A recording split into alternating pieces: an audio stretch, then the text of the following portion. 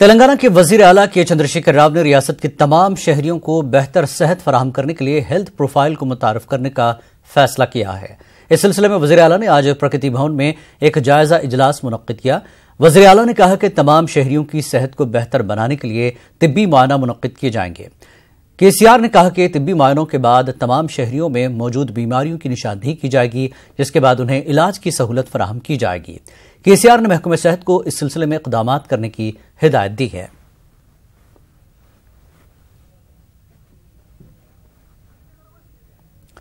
तेलंगाना के वज़ीर आला के चंद्रशेखर राव ने रियासत में ज़ेर तामीर आबाशी प्रोजेक्टों के तामीरी कामों में तेजी लाने की हिदायत दी है। केसीआर ने प्रगति भवन में जायजा इजलास से खिताब करते हुए कहा कि तेलंगाना रियासत में तमाम इलाकों में पानी की सरबराही को यकीनी बनाया जाएगा। केसीआर ने कहा कि तेलंगाना हुकूमत ने रियासत में 1 करोड़ हेक्टेयर अराजी को सैराब करने का निशाना मुकर्रर किया है।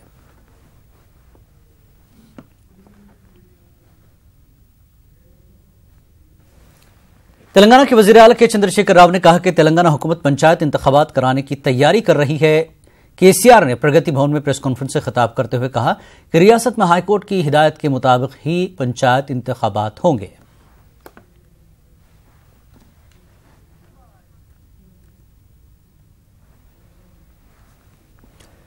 हैदराबाद में 1 जनवरी को सनती नुमाइश का आगाज होगा। तेलंगाना के वज़ीर दाखिला मोहम्मद महमूद अली कुल हिंद सनती नुमाइश का इफ्ताह अंजाम देंगे।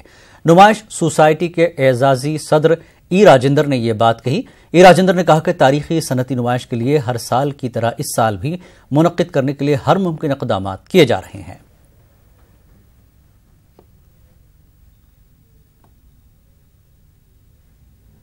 ఎగ్జిబిషన్ గ్రౌండ్స్ లో ప్రతి సంవత్సరం జనవరి 1వ తారీఖు నుండి ఫిబ్రవరి 14-15 తారీఖు వరకు నిరంతరంగా ఈ ఎగ్జిబిషన్ నిర్వహిస్తా ఉన్నాం। ఈ ఇండస్ట్రియల్ ఎగ్జిబిషన్ ని తిలకించడానికి లక్షల మంది ప్రజలు ప్రతి సంవత్సరం తెలంగాణ నల్లమల నుంచి మిగతా ప్రాంతాల నుంచి కూడా వచ్చిపోతుంటారు। మా చిన్నతనంలో అయితే హైదరాబాద్లో ఉన్నవాళ్ళు, తెలంగాణలో ఉన్నవాళ్ళు ఎగ్జిబిషన్ రాకపోతే ఆ సంవత్సరం ఏదో పోగొట్టుకున్నట్టుగా, ఏదో కోల్పోయినట్టుగా భావిస్తారు। అంత ప్రాచుర్యం పొందినటువంటిది ఈ ఎగ్జిబిషన్। మాకు కలిసి వచ్చిన అంశం ఏంటంటే, గతంలో కేవలం రోడ్డు ద్వారా మాత్రమే ఎగ్జిబిషన్కి వచ్చేవాళ్ళు, కానీ ఈసారి మాకు మియాపూర్ టు మా exhibition society, LB Nagar to exhibition grounds, ఈ మెట్రో రైల్ కనెక్షన్ ఓపెన్ కావడం వల్ల हैदराबाद में फुटपाथों और सरकारी जमीनों पर से तजावजात हटाने की कार्रवाई जीएचएमसी ने फिर से शुरू कर दी है। अंबरपेट में 6 नंबर सड़क से नाजायज कब्जे हटाने का काम शुरू हुआ। उस्मानिया गेट तक यह कार्रवाई अंजाम दी गई। बल्दियाई हुक्काम की निगरानी में यह कार्रवाई अंजाम दी गई। इन्फोर्समेंट डायरेक्टर विश्वजीत ने कहा कि फुटपाथों पर से गैर कानूनी कब्जे हटाने के लिए लोगों को नोटिस देने की जरूरत नहीं है। उन्होंने कहा कि जीएचएमसी नोटिस दिए बगैर कब्जा हटाने का इख्तियार रखती है। अंबरपेट से उस्मानिया गेट तक करीब 673 कब्जे हटाए गए। जीएचएमसी हुक्काम ने अपनी इस कार्रवाई को हक बजानिब करार दिया। मुबैना तजावजात हटाने के बाद सड़क पर भारी मकदार में मलबा पड़ा हुआ है।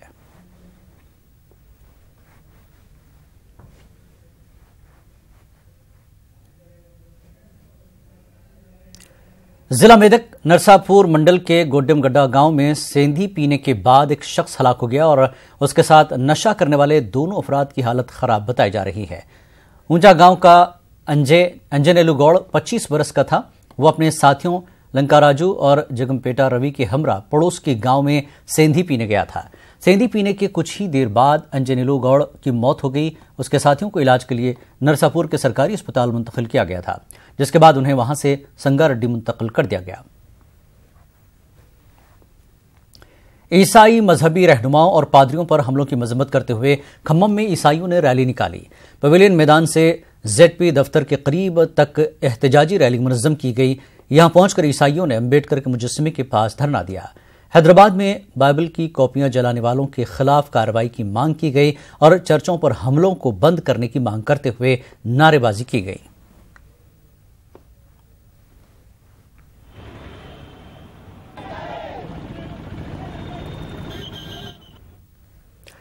जिला पेद्दापल्ली के सुल्तानाबाद में नौतामीरशुदा मुंसिफ कोर्ट का जस्टिस राजशेखर रेड्डी ने इफ्तिताह किया। इस मौके पर पुलिस ने हाईकोर्ट के जस्टिस राजशेखर रेड्डी को सलामी पेश करते हुए उनका खैर मकदम किया। हाईकोर्ट के जज राजशेखर रेड्डी ने कहा कि समाज में वकला और जजों का किरदार और खिदमात काफी अहम होती है। उन्होंने मुल्क की जद्दोजहद आज़ादी में वकला के रोल का हवाला दिया। जस्टिस राजशेखर रेड्डी का कहना है कि आइन और दस्तूर के तहफ़्फ़ुज़ के लिए वकला रज़ाकाराना तौर पर खिदमात अंजाम दें। अदालती और इंसाफ रसानी के निज़ाम से आम लोगों को जोड़ने के लिए इक़दामात करने का इन्होंने इस मौके पर अज़्म किया।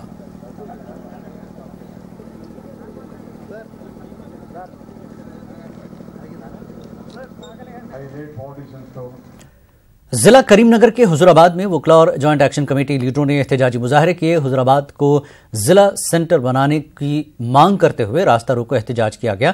हुजूराबाद के अंबेडकर चौराहे पर इस ज़िमन में कायम किए गए जेसी के कैंप को तबाह करने पर पुलिस की मजम्मत की गई। एहतजाजियों ने इल्जाम लगाया कि पुलिस ने देर रात जेसी का कैंप ताकत के बलबूते पर हटा दिया। आज वकला और जेसी लीडर बड़ी तादाद में हुजूराबाद के अंबेडकर सर्कल पहुंचे थे। करीमनगर वरंगल सड़क पर धरना मुनज़्ज़म करते हुए इन लोगों ने नारेबाजी की और हुजूराबाद को जिला हेडक्वार्टर बनाने की मांग दोहराई। इन एहतजाजियों को पुलिस ने गिरफ्तार करके पुलिस स्टेशन मुंतकिल कर दिया।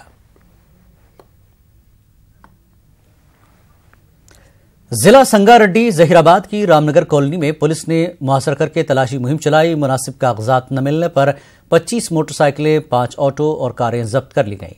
जिला additional SP Mahendra Zaheerabad DSP Ravi ने पुलिस एहलकारों के हमरा ये कार्रवाई अंजाम दी।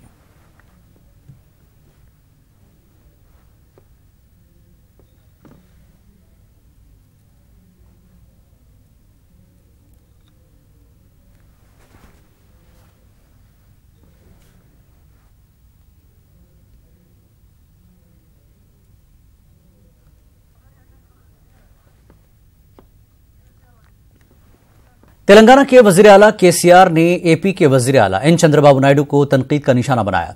केसीआर ने प्रगति भवन में प्रेस कॉन्फ्रेंस से खिताब के दौरान कहा कि चंद्रबाबू नायडू मुल्क के सबसे बदतरीन सियासतदान है। केसीआर ने हाईकोर्ट की तकसीम के मामले पर तेलुगु आवाम को गुमराह करने का चंद्रबाबू नायडू पर इल्जाम लगाया।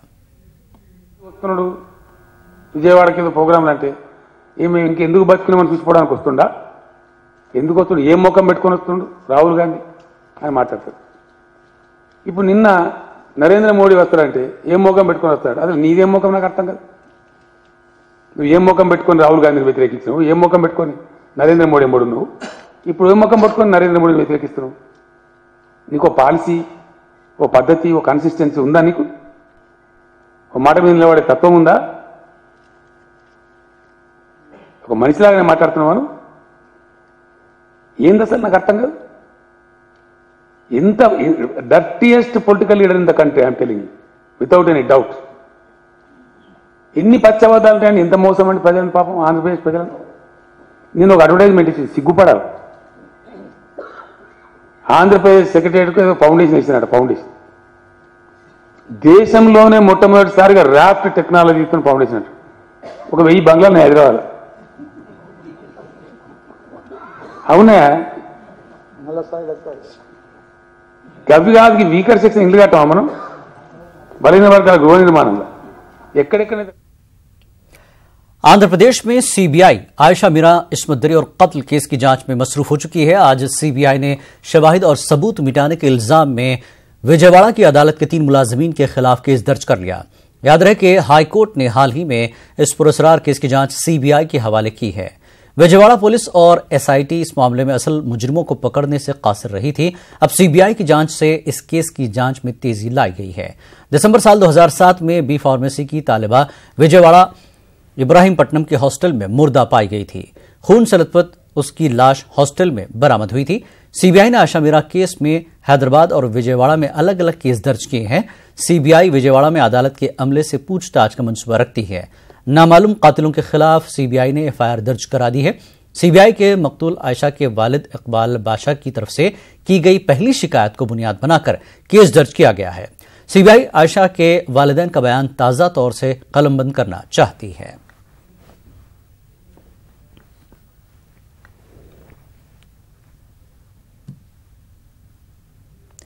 जुनूबी हिंद के ईसाई मुबल्लिग के पॉल की पार्टी सियासत में सरगर्म हो गई है। प्रजा शांति पार्टी ने एपी के हर असेंबली हल्के से उम्मीदवार मैदान में उतारने का ऐलान किया है।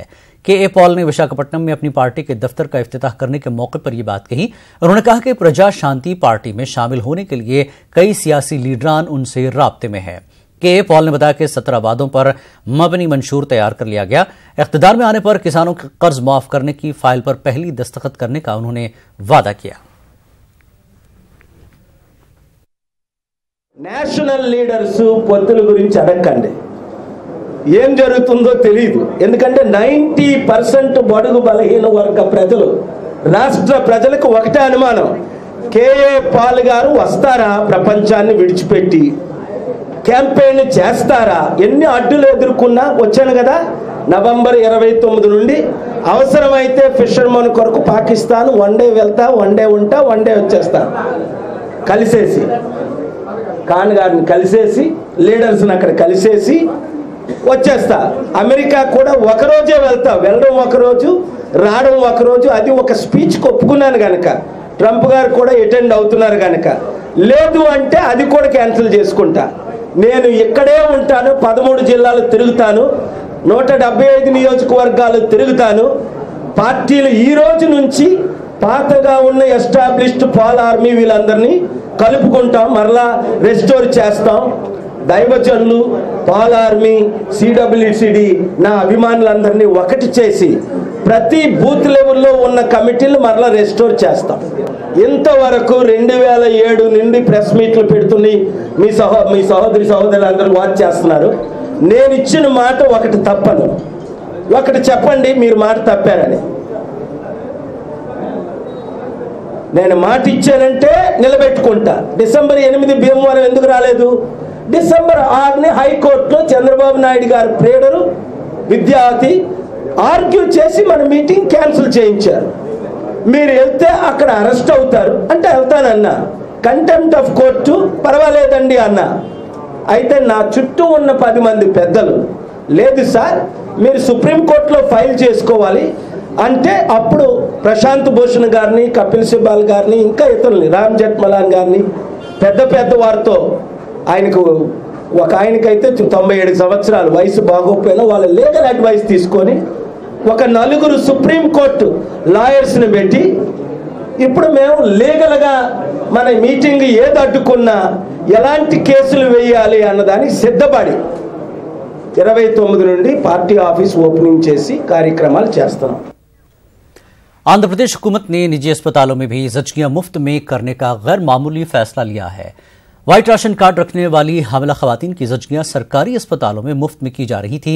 अब एनटीआर हेल्थ स्कीम के तहत प्राइवेट अस्पतालों में भी गरीब हामिला खवातीन की मुफ्त में जचगियां की जाएंगी। इस ताज़ा फैसले से हर साल 5 लाख हामिला खवातीन को फायदा पहुंचेगी की उम्मीद है।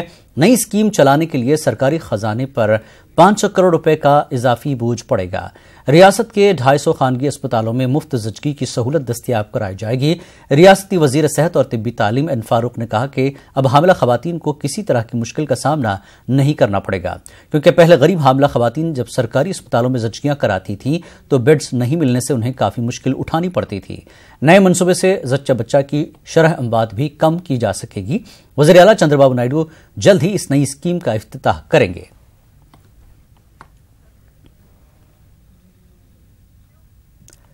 BJP leader GVL Narasimha Rao ने चंद्रबाबू नायडू को निशाना बनाया। नई दिल्ली में मीडिया से बात करते हुए जीवीएल नरसिम्हा राव ने कहा कि हाईकोर्ट के कयाम के मामले पर चंद्रबाबू नायडू अवाम को गुमराह कर रहे हैं।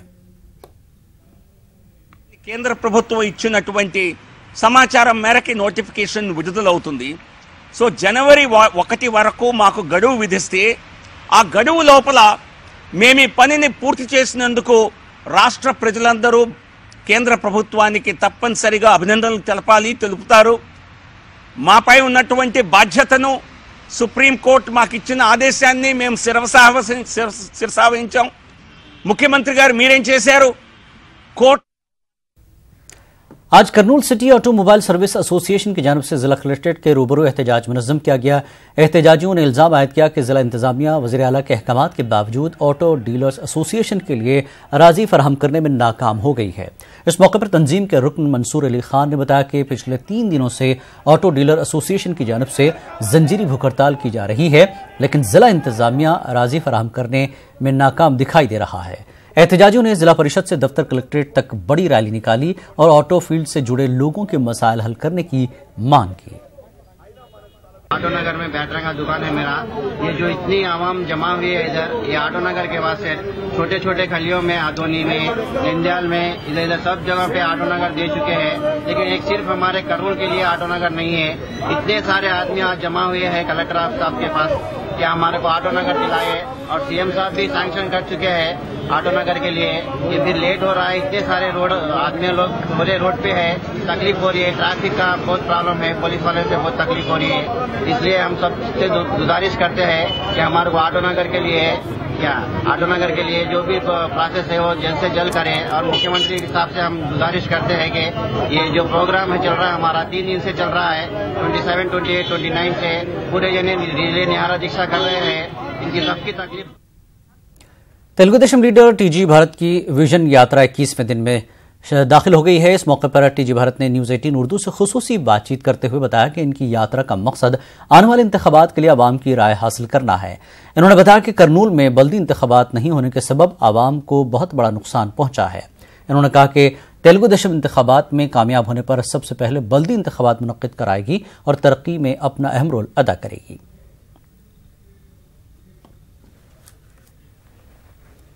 सबसे प्रॉब्लम यही है भाई, सबके पास जा रहे हो, ये ड्रेनेज का प्रॉब्लम, वाटर का प्रॉब्लम और रोड्स का प्रॉब्लम, पेंशन का प्रॉब्लम बहुत है।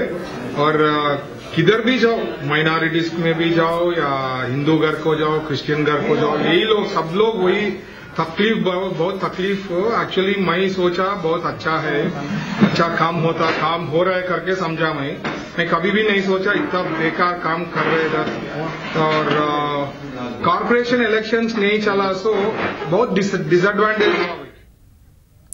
आंध्र प्रदेश में एग्रीगोल्ड घपले के मुतासरीन को इंसाफ दिलाने की मांग करते हुए की जा रही भूख हड़ताल को पुलिस ने ताकत का इस्तेमाल करके खत्म करा दिया।